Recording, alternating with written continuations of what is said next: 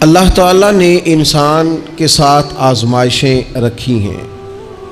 جس طرح اللہ تعالیٰ کی طرف سے ملنے والی نعمتوں کو قبول کرتا ہے، اسی طرح اس کی طرف سے آنے والی آزمائشوں کو بھی کھلے دل سے اسے قبول کرنا چاہیے۔ اور یہ بات درست ہے کہ وما اصابکم من مصیبت فبما کسبت ایدیکم، انسان پر کچھ مصیبتیں وہ آتی ہیں جو اس کے ہاتھوں کے کسب کی وجہ سے آتی ہیں۔ بہت ساری قوموں پر عذاب اس لیے آئے کہ انہوں نے بعض گناہ کیے تھے، لیکن یہ یاد رکھیے گا کہ عذاب ہمیشہ گناہوں کی وجہ سے نہیں آتے، تکلیفیں ہمیشہ گناہوں کی وجہ سے نہیں آتی۔ انسان دکھوں میں، مشکلات میں صرف اپنی غلطیوں کی وجہ سے نہیں الجھتا، بلکہ نبی پاک علیہ الصلاۃ والسلام نے فرمایا ہے اللہ تعالیٰ کسی بندے کو کوئی درجہ دینا چاہتا ہے، اس کے اعمال اس طرح کے نہیں ہوتے کہ اسے درجہ دیا جائے، اللہ اسے کسی مشکل میں ڈال کے اس کے درجے کو بلند فرما دیتا ہے۔ بلندی درجات کے لیے، قرب الہی کے لیے، اللہ تبارک و تعالیٰ کی بارگاہ کی معرفت کے لیے بھی مصائب آتے ہیں۔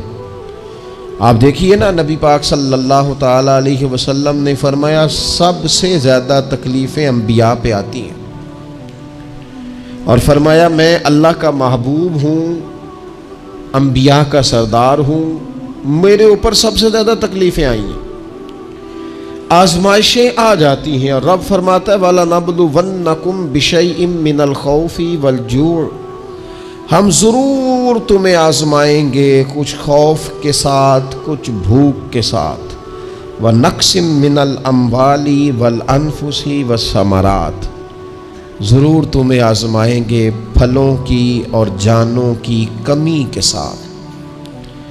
اگر تم اس میں ثابت قدم رہے، شکوے نہ کیے، اپنے رب کی رضا پہ تم راضی رہے، تو وَبَشِّرِ الصَّابِرِينَ، اے محبوب پھر جو میری رضا پہ صبر کریں انہیں میری جنت کی خوشخبری بھی عطا فرما دے۔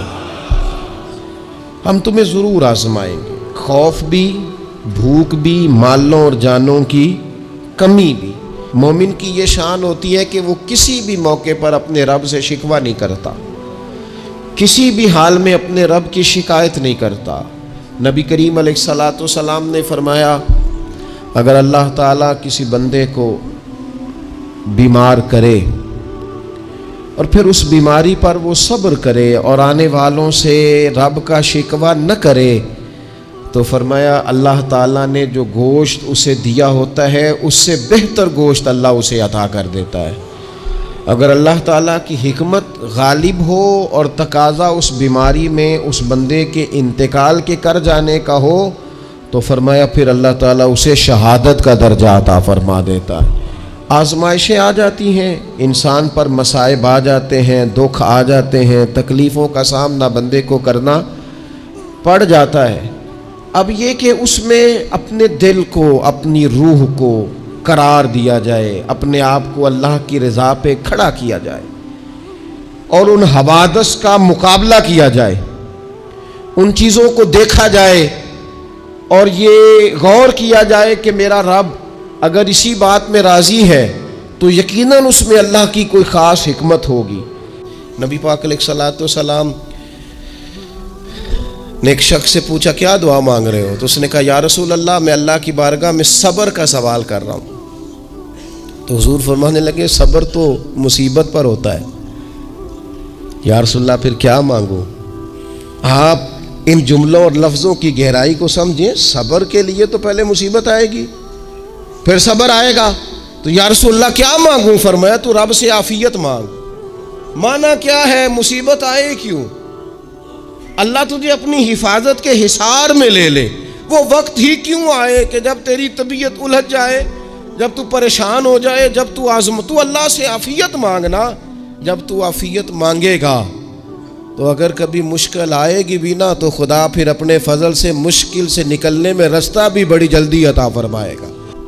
ہمارا یہ مزاج بن گیا ہے کہ ہم اپنے حق میں ایسی چیزوں کا سوال کر رہے ہوتے ہیں جو کئی دفعہ ہمیں مل جائیں تو ہمارا نقصان کریں، قرآن حکیم ایک جگہ پہ اللہ کریم نے فرمایا ہے کہ اگر سب لوگوں کو مال دے دوں تو بغاوت کریں، فساد ہو جائے۔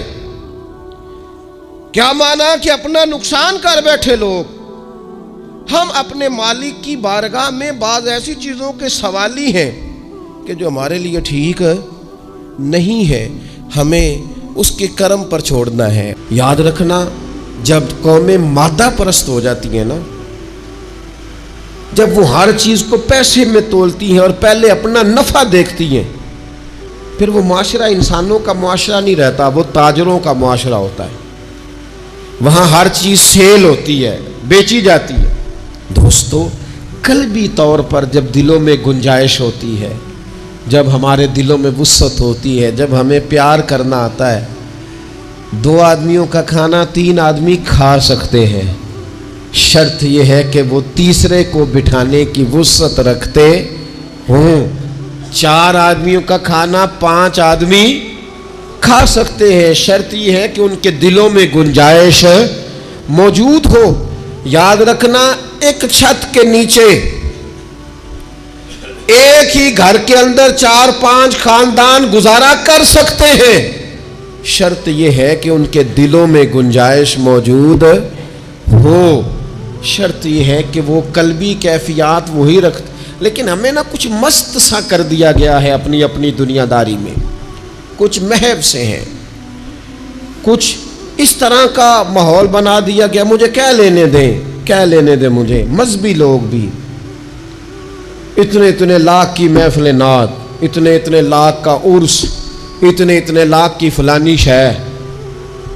او خدا کے بندو، کچھ دیر کے لیے چھوڑ لو، کچھ دیر کے لیے مہربانی کر لو، اور دیکھو تو صحیح ضرورت کس چیز کی زیادہ ہے۔ چلو کوئی تو گنجائش پیدا کرو زندگی میں، کہیں کسی ایک چیز کو روک لو۔ مستحب کا اور واجب کا فرق ہی نہیں سمجھتے۔ اقبال کہنے لگے، یہ کسی شوخ نے لکھ دیا یہ جملہ محراب مسجد پر کہ یہ ناداں گر پڑے سجدے میں جب وقت قیام آیا۔ وقت تو قیام کا تھا، تم سجدوں میں ہو، اٹھنے کا ٹائم تھا، لوگوں کی مدد کرنے کا وقت تھا، اور تم ابھی بھی اپنے ختمات شریف میں الجھے ہوئے ہو۔ کل 10واں چہلم مستحب ہے، 2 آدمی بیٹھ کے ختم دلا لیں، ہو جاتا ہے۔ یہ باقی کا لاکھوں روپے کا مال ان جگہوں پہ پہنچایا جائے جہاں ضرورت ہے۔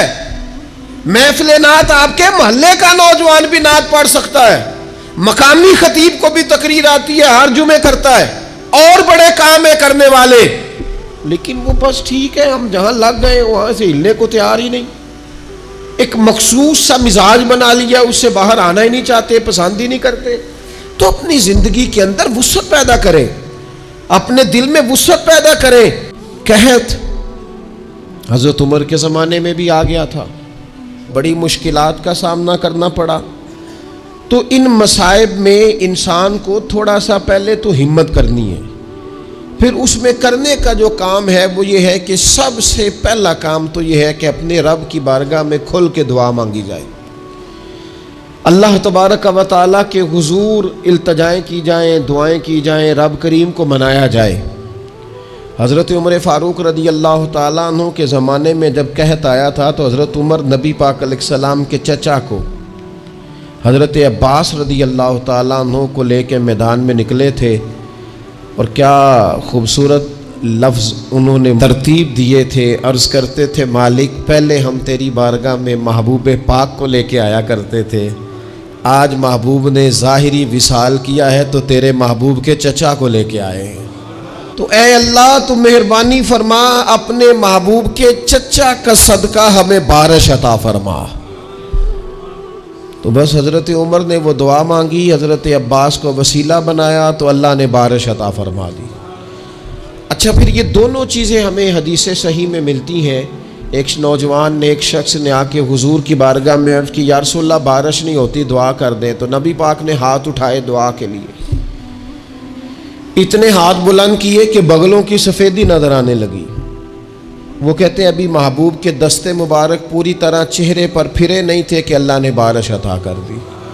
پھر پورا ہفتہ بارش ہوتی رہی تو لوگوں کو اب بارش کی کثرت کی وجہ سے بعض مسائل بننے لگے تو وہ پھر حاضر ہوئے، عرض کی یا رسول اللہ دعا فرما دیں، اب تو کچھ مشکلات بڑھنے لگی ہیں۔ تو حضور نے پھر ہاتھ اٹھائے کہ اے اللہ اپنا فضل نصیب فرما، مہربانی فرما۔ کبھی بارش کی ضرورت ہوتی ہے اور کبھی بارشوں کا کثرت سے ہونا وہ تکلیف کا باعث ہو جاتا ہے بعض جگہوں پر۔ تو کہتے ہیں پھر حضور نے دعا فرمائی، ابھی چہرے پہ ہاتھ نہیں پھیرے تھے کہ مدینہ منورہ میں بارش ختم ہو گئی۔ تو سب سے پہلا اور ضروری کام ہمارا آج مزاج بن گیا ہے کہ ہم تبصرے کرتے ہیں، سیاست کرتے ہیں، اس پر بیٹھ کر اب ایک اور دور آ گیا ہے، ویڈیو بناتے ہیں، موبائل چلاتے ہیں، جو کہ بہت بڑا امتحان ہے ہمارے لیے کہ صرف 20 منٹ موبائل کو ہاتھ نہ لگائیں، بہت بڑا امتحان ہے۔ ہو سکتا ہے بہت سارے لوگ بڑی تکلیف میں آ جائیں کہ پورے 20 منٹ گزر گئے، اس پہ ویڈیو بنائیں گے، اس پہ کومنٹس کریں گے، اس پہ یہ کام ہم کرتے ہیں۔ حالانکہ اگر کوئی ایسی مشکل آ جائے تو شریعت نے ہمیں یہ سبق دیا ہے کہ پہلے دعا، پہلے اللہ کی بارگاہ میں حاضری۔ اکبر الہ آبادی نے کہا تھا کہ مصیبت میں بھی اب یاد خدا ہم کو نہیں آتی، دعا منہ سے نہ نکلی، جیبوں سے عرضیاں ہی نکلی۔ ہم محکموں میں درخواستیں دیتے ہیں لیکن دعا کی طرف بڑھتے بڑا خوبصورت کام ہے۔ سب سے پہلے تو یہ کریں کہ وہ جو ہمارے بھائی تکلیف میں ہیں، مجبوری میں ہیں، ان کے لیے اپنے رب کی بارگاہ میں عرض کریں کہ مالک، قدرتوں کا مالک تو ہے، ہر چیز تو تیرے دستے کرم میں ہے، اور تو کریم اتنا ہے کہ بندوں پہ تو غضب نہیں زیادہ فرماتا، رحمت ہی زیادہ فرماتا ہے، اور تیری رحمت تیرے غضب پر غلبہ رکھتی ہے، اس لیے مالک تو کرم فرما، اور یہ جو لوگ ہیں تو انہیں اپنے فضل سے ہی آسانی عطا فرما تاکہ اس مشکل سے نکل آئیں۔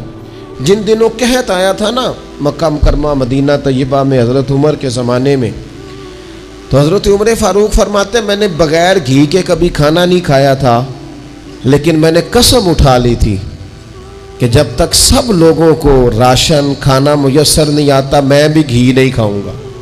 یہ جو اضافی اخراجات ہیں، ایڈوانس گاڑیاں بک کرانا، نئے ماڈل کے موبائل خریدنا، یہ جو ہمارے صرف ناز نخرے ہیں، صرف ان کو تھوڑا سا کلوز کر لو۔ عجیب بات ہے نا، عجیب ظلم ہے نا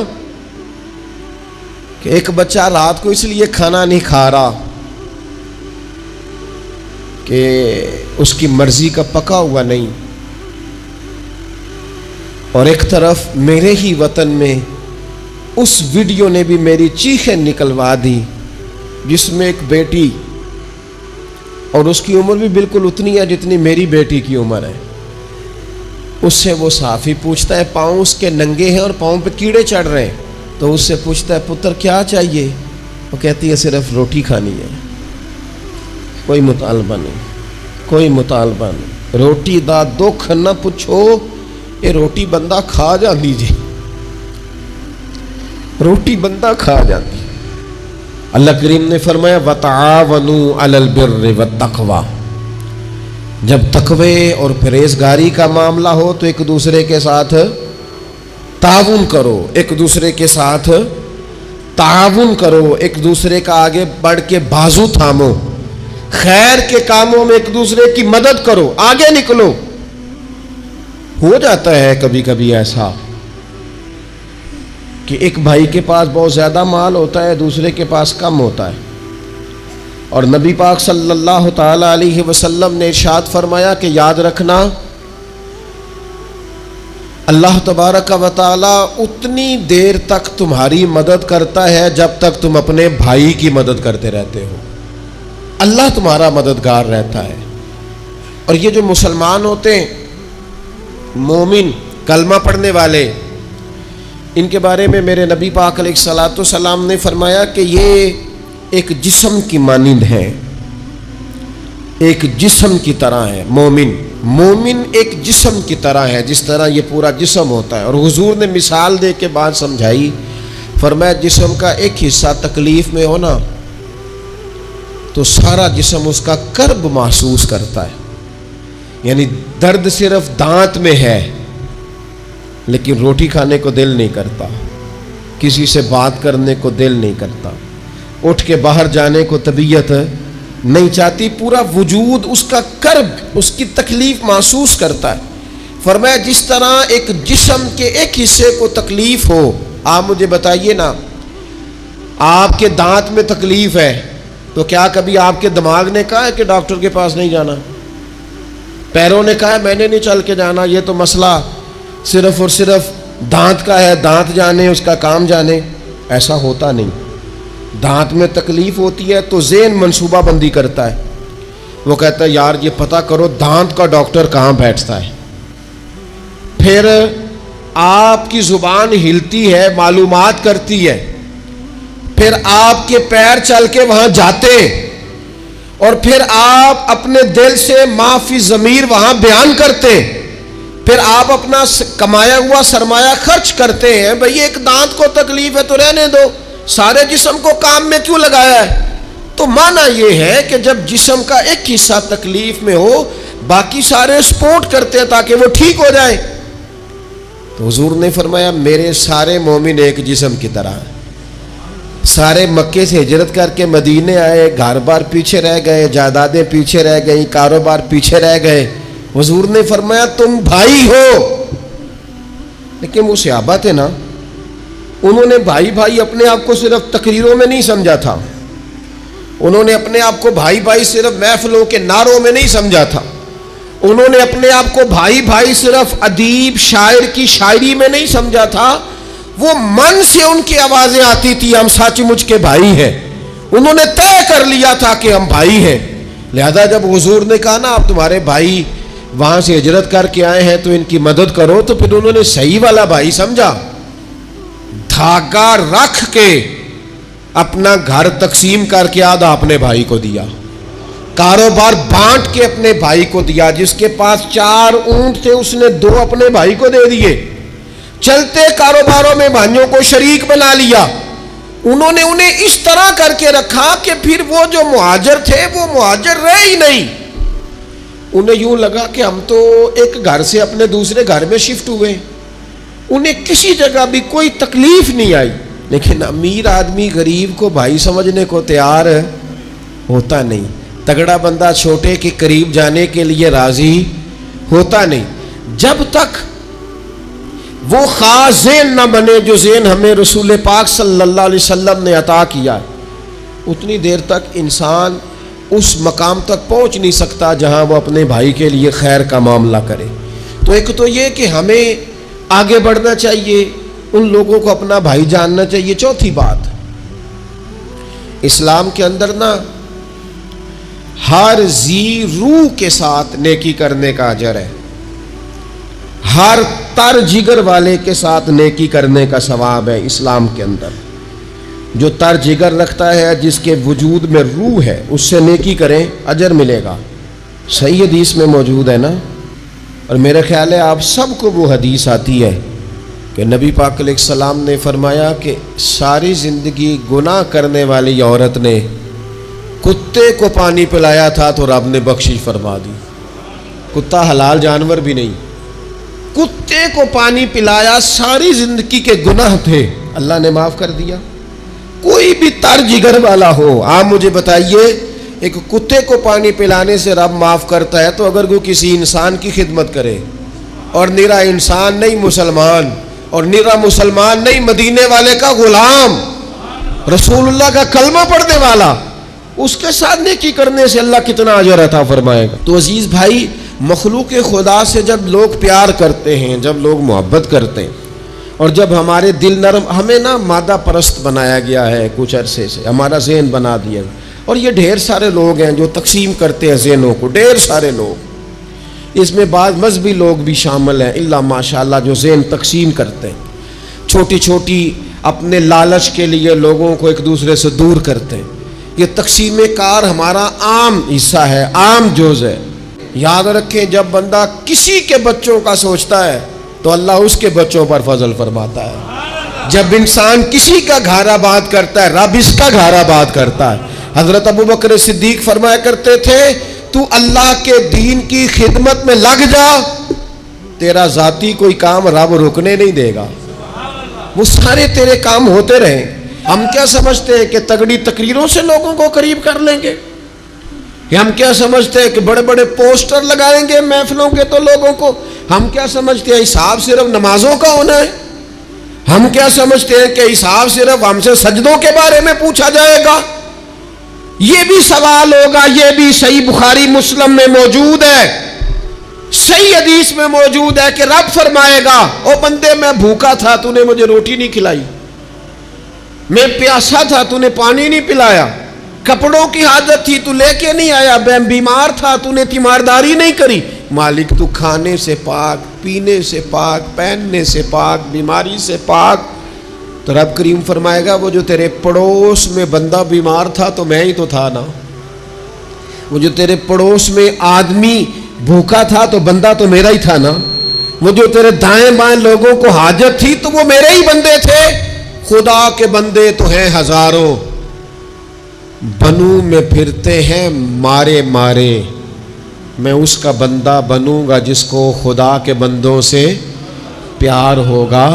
کچھ نہ تھوڑا سا اپنے دلوں میں وہ کیا بات کی تھی ساگر نے, اس نے کہا تھا کہ یہی ہے ذوق عبادت کی انتہا ساگر, او غم حیات کے ماروں کا احترام کرو. یہ جو غم حیات کے مارے ہیں ان کا احترام کرو. 100 گھر تھا مدینہ شریف میں, امام ابو نعیم نے اس کو لکھا ہے.